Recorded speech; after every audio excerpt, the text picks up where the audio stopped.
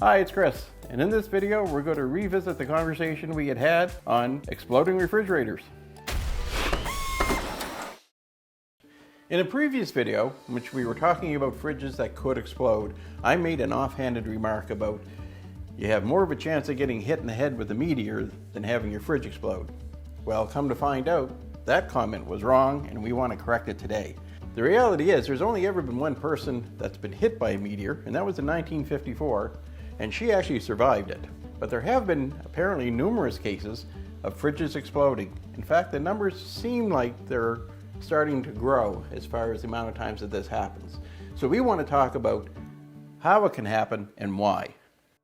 So the reason that we're starting to see issues around fridges exploding is because of a change that was made. Manufacturers over the years have changed the type of refrigerant that they're using in the refrigerator.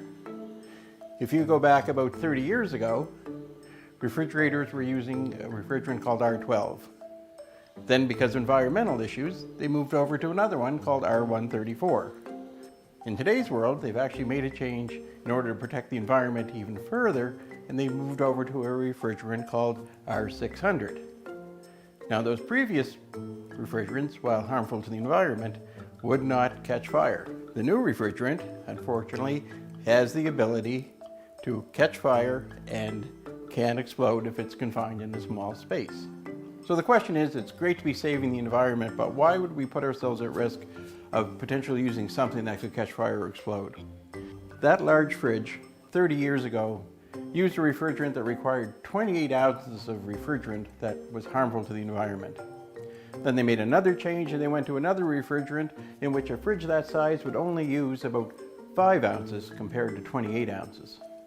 So when you look at today's new fridge with the new refrigerant, it only uses 1.5 ounces in order to do the job. So this refrigerant contains isobutane, which is flammable. So you now have a refrigerant that has a component that can catch fire and explode if it's in a confined space. And how does that happen? Well, we're going to show you.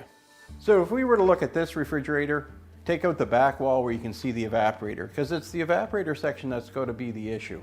So when looking at the evaporator, as the gas is moving through, if for some reason there happens to be a leak in this evaporator, and that gas can escape inside this refrigerator, and if the doors are all closed up, that gas can start to build up. And for some reason there's an ignition source, which can be anything from a set of contacts for a thermostat, closing or opening. It's going to ignite that gas, and it's going to, as it ignites, create a huge amount of pressure, and you're going to get that explosion. Every year in the US, there's 10 million fridges sold. And the amount of cases that we're seeing as being a problem are very, very slight. So, can it happen? Yes. Do you need to worry about it? No. Is there anything you can do as an individual to make sure it doesn't happen? Not really. It's happening because there's been a flaw in material or in the way it got put together, but those cases are going to be extremely rare. So there you go. I think we've been able to establish that you really do not need this kind of equipment in order to get something out of your refrigerator. And we did clear up the fact that it's very unlikely you're going to get hit by a meteor. And while it is possible that a fridge can explode, the amount of times that that's going to happen are very, very rare. Thanks very much for watching. We hope you enjoyed this video. And if you did, don't forget to subscribe. And while you're at it, swing over to Fix.com and check out our blog.